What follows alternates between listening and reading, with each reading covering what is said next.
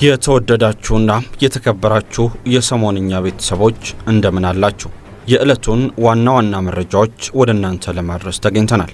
ዛሬ ከምንመለከታቸው ጉዳዮች መካከል የኢራንና አሜሪካ ጦርነት በባህረ ሰላጤው ሀገራትና አሜሪካ መካከል ያለውን ግንኙነት እያሻከረው ይገኛል። ዛሬ በተሰማ መረጃም አሜሪካ ከሳውዲ አረቢያ ወታደሮቿን ለማስወጣት ማሰቧ ተነግሯል። በቅርብ ሳምንታት ውስጥ በርካታ ጥቃቶችን ከዩክሬን ያስተናገደችው ሩሲያ ያጸፋ ምላሽ መስጠት ጀምራለች። ሀገሪቱ በትላንትናው ዕለት በርካታ ሚሳኤልና ድሮን በዩክሬን ላይ ስታዘንብ ነበር። Iran, the country is gearing up to receive Sukhoi 35 fighter jets from Russia. የሩሲያ ተዋጊ ጄቶችን የሚያመርት ተቋም 20 ተዋጊ ጄቶችን ለኢራን ሰርቶ ማጠናቀቁ ሲሰማ ኢራን በቀጣይ ወራት ሱ-35 የተሰኘውን አደገኛ ተዋጊ ጄት እንደምትታጠቅ ተረጋግጧል። ላይክ፣ ሼር እና ሰብስክራይብ እያደረጋችሁ እስከ ፍጻሜው አብራችሁን ቆዩ።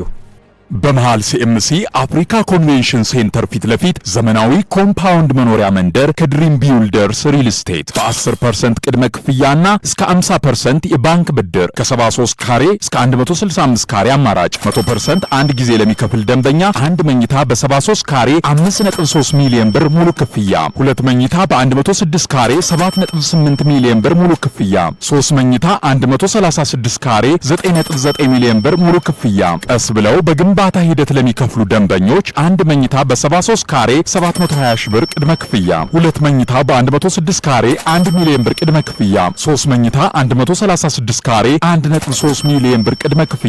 የካሬ ዋጋ ከ73000 እስከ 98888 ብር ብቻ። በውስጡ ባለ 5 ኮከብ ሆቴል፣ ዘመናዊ መኪና ማቆሚያ፣ 4 ሊፍት፣ ስታንድ ባይ ጄኔሬተር፣ ኢንዶርና አውትዶር መዋኛ ገንዳ፣ የመሮጫ ትራክ፣ የልጆች ጋርደንና 4000 ካሬ የዌልነስ ሴንተር እስከ 30% ቅናሽ ያገኙ። አሁኑን ይደውሉ። ድሪም ቢልደርስ ሪል ስቴት። የታሪካዊው ጥምረት ስንጥቅ አሜሪካ ጦሯን ከሳውዲ ልታስወጣ ነው። የአሜሪካ መንግስት በሳውዲ አረቢያ የሚገኘውን ጦሩን ለማስወጣት ወይም በከፍተኛ ደረጃ ለመቀነስ እያጤነ መሆኑን ይፋ ተደርጓል። በ10 ዓመታት ታሪክ ውስጥም በዋሽንግተንና በሪያድ መካከል የተፈጠረውን ትልቁን የዲፕሎማሲና የደህንነት ስንጥቅ እየተመለከትን እንገኛለን። ይህ ውሳኔ በድንገት የመጣ ሳይሆን በአካባቢው እየተካሄደ ካለው የኢራን ጦርነት፣ ከፔትሮ ዶላር ስርዓት መዳከምና ከሳውዲ አዲስ የውጭ ፖሊሲ አቅጣጫ ጋር በቀጥታ የሚያያዝ ነው። ለአሜሪካ መቆጣትና ግንኙነቱ መሻከር ዋነኛው መንስኤ በሆርሙዝ ወሽመጥ የንግድ መርከቦችን ለመጠበቅ አሜሪካ ያቀደችው ኦፕሬሽን ነው። ፕሬዝዳንት ዶናልድ ትራምፕ ሳውዲን አስቀድመው ሳያማክሩ ኦፕሬሽኑን ይፋ ማድረጋቸውን ተከትሎ ሪያድ የአሜሪካ ጦር አውሮፕላኖች የአየር ክልሏን እንዳይጠቀሙ ከልክላለች። ይህ የሳውዲን ቢተኝነት ኦፕሬሽኑን በ36 ሰዓታት ውስጥ እንዲደናቀፍ አድርጎታል። ሳውዲ አረቢያም ከአሜሪካ ጎን ተሰልፋም የኢራን ቀጥተኛ የሚሳኤልና የድሮን ጥቃት ሰለባ መሆን አትፈልግም። የሀገሪቱ መሪ አልጋወራሽ መሐመድ ቢን ሳልማን ኤምቢኤስ የራሳቸውን ብሔራዊ ደህንነት በማስቀደም ከአሜሪካ የጦር አጀንዳዎች ራሳቸውን አግልሏል። በኢራን ጦርነት ወቅት የኢራን ድሮኖችና ሚሳኤሎች የአሜሪካን የአየር መከላከያ ሰብሮ በመግባት በባህሬን፣ በኩዌትና በሳውዲ ፕሪንስ ሱልጣን አየር ማረፊያ የሚገኙ የጦር ሰፈሮችን በከፊል ሲያወድሙ ነበር። ይህም ፔንታጎን ጦሩን ይበልጥ ወደ ምዕራብ ለምሳሌ ወደ እስራኤል ለማዛወር እንዲያስብ አድርጎታል። በሳውዲ አረቢያ በአሁኑ ወቅት 2300 የሚጠጉ የአሜሪካ ወታደሮች ይገኛሉ። እነዚህ ወታደሮች ዝም ብለው የተቀመጡ ሳይሆኑ የሳውዲን የአየር መከላከያ ስርዓት የሚያንቀሳቅሱ ሞተሮች ናቸው። ሳውዲ የገዛቻቸውን የፓትሪየት ፓክ-3ና የታድ ሚሳኤል መከላከያዎችን የሚያስተናግዱትና የሳውዲን ጦር የሚያሰለጥኑት እነዚህ የአሜሪካ ወታደሮች ናቸው። ጦሩ ሲወጣ የሳውዲ ሰማይ ለኢራን ጥቃት ሙሉ በሙሉ የተጋለጠ ይሆናል።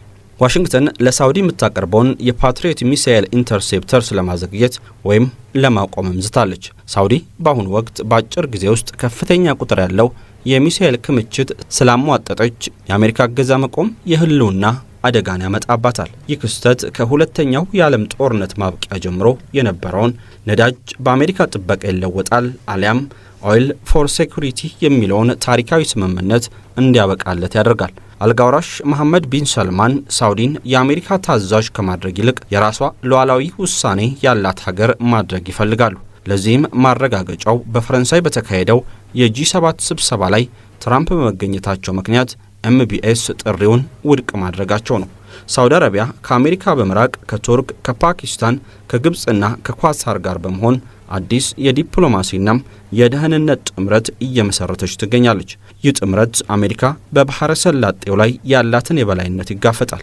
ዋሽንግተን ከባህረ ሰላጤው ሀገራት ሳውዲና ኩዌት የምታስወጣቸውን ወታደራዊ ንብረቶችና ስትራቴጂክ እቅዶች ይበልጥ እምነት ወደ ጣለችባትና በጦርነቱ አብራት ወደ ቆመችው እስራኤል ለማዛወር በከፍተኛ ሁኔታ እያሰበችበት ነው። አሜሪካ ጦሯን ከሳውዲ ለማስወጣት ማሰቧ በቀጠናው አዲስ የኃይል ሚዛን መፈጠሩንም ያሳያል። ዋሽንግተን ሳውዲን ከኔ ጋር ካልቆምሽ ጥበቃ የለም በሚል ልትቀጣት ስትሞክር፣ ሪያድ በበኩሏ የራሴን ደህንነት ለአሜሪካ ጦርነት አሳልፌ አልሰጥም የሚል ጠንካራ አቋምን ይዛለች። ይህ ፍጥጫ በቀጣዮቹ ወራት በመካከለኛው ምስራቅ ትልቅ ወታደራዊና ኢኮኖሚያዊ ለውጥ ማስከተሉ አይቀሬ ነው ተብሎ ይጠበቃል። ሩሲያ አደገኛውን ጥቃት ፈጸመች። የዩክሬን አየር ኃይል ይፋ ባደረገው መረጃ መሰረት ሩሲያ በሐምሌ 2 ቀን 2026 ዓ.ም በተለይ ከሐምሌ 1 ምሽት ጀምሮ በዩክሬን ላይ እጅግ ከፍተኛ የሆነ የተቀናጀ የአየር ጥቃትን ሰንዝራለች። በዚህ ጥቃት ሩሲያ ካስወነጨፈቻቸው አጠቃላይ 570 የአየር ላይ የጦር መሳሪያዎች፣ 74 ሚሳኤሎችና 496 ድሮኖች ውስጥ ዩክሬን 48 ሚሳኤሎችና 476 ድሮኖችን መታመጣሏን ወይም በኤሌክትሮኒክስ መከላከያ ማክሸፏን አሳውቃለች።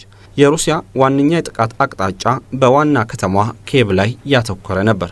ጥቃቱ የሲቪል መኖሪያ ህንጻዎችንና መሰረተ ልማቶችን ክፉኛ ጎድቶታል። የሩሲያ መከላከያ ሚኒስቴር ጥቃቱን የሰነዘረው ዩክሬን በሩሲያ የነዳጅ ማጣሪያዎችንና ስትራቴጂካዊ ማዕከላት ላይ በቅርቡ ላደረሰችው መጠነ ሰፊ የድሮን ጥቃት አጸፋ ለመመለስ እንደሆነ ገልጿል። የዚህ ጥቃት ዋነኛ መለያ ባህሪ ሩሲያ የዩክሬንን የጸረ አየር መከላከያ መረብ ሙሉ ለሙሉ ለማጨናነቅ የተጠቀመችበት የተቀናጀ ስልት ነው። የክሩዝ ሚሳኤሎች፣ እጅግ ፈጣን የባላስቲክ ሚሳኤሎች እንደ ስካንዳር ኤም፣ የባህር ላይ ሚሳኤሎች፣ ካሊባርና ድሮኖች ከተለያዩ አቅጣጫዎች በአንድ ጊዜ ተተኩሷል። ከተተኮሱት 496 ድሮኖች መካከል እውነተኛ ፈንጂ ተሸካሚ ከሆኑት እንደ ሻሂድ በተጨማሪ የዩክሬን ራዳሮችን ለማታለልና የጸረ አየር ሚሳኤሎችን በከንቱ ለመጨረስ የተሰማሩ የፓራዶያ ማታለያ ድሮኖች በከፍተኛ ቁጥር ተሳትፏል። ዩክሬን ጥቃቱን ለመመከት የአየር ኃይል ተዋጊ ጄቶችን፣ የረዥም ርቀት ሚሳኤል ክፍሎችንና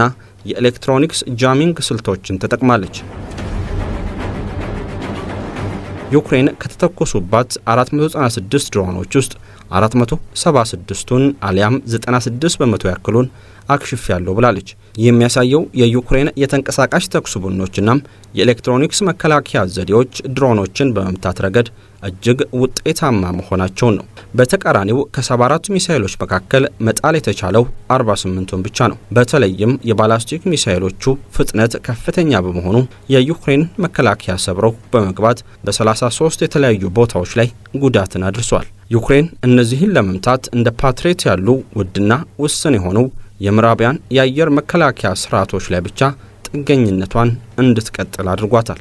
ይህ ጥቃት ከፍተኛ የአየር መከላከያ ስኬት ቢመዘገብበትም ሰብረው የገቡት ሚሳኤሎች በኪየቭ ብቻም የ17 ሰዎችን ሕይወት ቀጥፏል። ከ90 በላይ ለሚሆኑት መቁሰልም ምክንያት ሆኗል። የዩክሬኑ ፕሬዝዳንት ቮሎዲሚር ዜሌንስኪ ጥቃቱን ተከትሎ ምዕራባውያን አጋሮቻቸው ተጨማሪ የአየር መከላከያ ሚሳኤሎችንና ዘመናዊ የጦር አውሮፕላኖችን በአስቸኳይ እንዲያቀርቡ ጥሪን አቅርቧል። ይህ ክስተት የሚያሳየው የሩሲያ ዩክሬን ጦርነት በአየር ላይ የበላይነትን የመቀማመጥ ፉክክር እጅግ ወደ ላቀ የቴክኖሎጂ ምዕራፍ መሸጋገሩን ነው። Iran, the country is gearing up to receive Sukhoi 35 fighter jets from Russia. ለኢራን የተዘጋጁት 20 ተዋጊ ጄቶች ሱ-35 በኢራን እጅ ሊገባ ነው።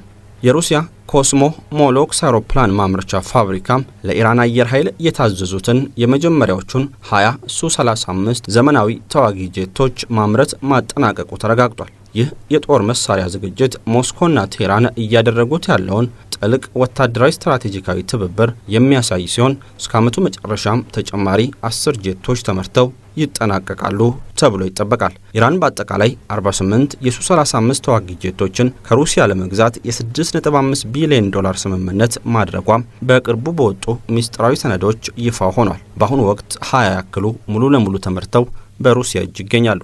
እስከ 2026 መጠናቀቂያ ድረስ የምርቱ ቁጥር 30 ይደርሳል። በአሁኑ ወቅት ጄቶቹ ወደ ኢራን ከመጓጓዛቸው በፊት በሩሲያ ውስጥ ተከማችተው የሚገኙ ሲሆን ኢራን ለጥገናና ለደህንነት ጥበቃ የሚሆን ክፍያ እየከፈለች ትገኛለች። ሱ-35 የሩሲያ አራተኛ ትውልድ ሁለገብ ተዋጊ ጄት ሲሆን የኢራንን የአየር ኃይል በከፍተኛ ደረጃ ያዘምነዋል። እጅግ የላቀ ኢብሪስ የተሰኘ ራዳር የተገጠመለት ሲሆን ከ250 ማይልስ በላይ ርቀት ላይ ያሉ ኢላማዎችን የመለየት አቅም አለው። በምዕራባውያን ራዳሮች እንዳይመታም መከላከያ የሚሆን ኪቢኒያ ኤም የኤሌክትሮኒክስ ማደናገሪያ ስርዓት ተገጥሞለታል። እስከ 18000 ፓውንድ የሚመዝን የሚሳኤልናም የቦምብ አይነቶችን መሸከም ይችላል። ምንም እንኳን 20 ያክሉ ጄቶች ተመርተው ቢያልቁም በቀጥታ ወደ ኢራን እንዳይበሩ ያገዳቸው ዋነኛ ምክንያት የመሰረተ ልማት ዝግጁ አለመሆን ነው። የኢራን ሐምዳን አየር ኃይል ቤዝ ከእስራኤል ጋር በነበረው የአየር ላይ ግጭት ጉዳት ደርሶበት የነበረ በመሆኑ በአሁኑ ወቅት የኢራን የምህንድስና ክፍሎች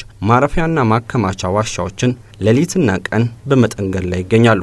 መሰረተ ልማቱ ሲጠናቀቅ ጄቶቹ ቀስ በቀስ ወደ ኢራን እጅ እንደሚገቡም ይጠበቃል። በመሃል ሲኤምሲ አፍሪካ ኮንቬንሽን ሴንተር ፊት ለፊት ዘመናዊ ኮምፓውንድ መኖሪያ መንደር ከድሪም ቢውልደርስ ሪል ስቴት በ10% ቅድመ ክፍያና እስከ 50% የባንክ ብድር ከ73 ካሬ እስከ 165 ካሬ አማራጭ 100% አንድ ጊዜ ለሚከፍል ደንበኛ አንድ መኝታ በ73 ካሬ 5.3 ሚሊዮን ብር ሙሉ ክፍያ፣ ሁለት መኝታ በ106 ካሬ 7.8 ሚሊዮን ብር ሙሉ ክፍያ፣ 3 መኝታ 136 ካሬ 9.9 ሚሊዮን ብር ሙሉ ክፍያ። ቀስ ብለው በግንባታ ሂደት ለሚከፍሉ ደንበኞች አንድ መኝታ በ73 ካሬ 720 ሺህ ብር ቅድመ ክፍያ፣ ሁለት መኝታ በ106 ካሬ 1 ሚሊዮን ብር ቅድመ ክፍያ፣ 3 መኝታ 136 ካሬ 1.3 ሚሊዮን ብር ቅድመ ክፍያ። የካሬ ዋጋ ከ73000 እስከ 98888 ብር ብቻ። በውስጡ ባለ 5 ኮከብ ሆቴል፣ ዘመናዊ መኪና ማቆሚያ፣ 4 ሊፍት፣ ስታንድ ባይ ጄኔሬተር፣ ኢንዶርና አውትዶር መዋኛ ገንዳ፣ የመሮጫ ትራክ፣ የልጆች ጋርደንና 4000 ካሬ የዌልነስ ሴንተር እስከ 30% ቅናሽ ያገኙ። አሁኑን ይደውሉ። ድሪም ቢውልደርስ ሪል ስቴት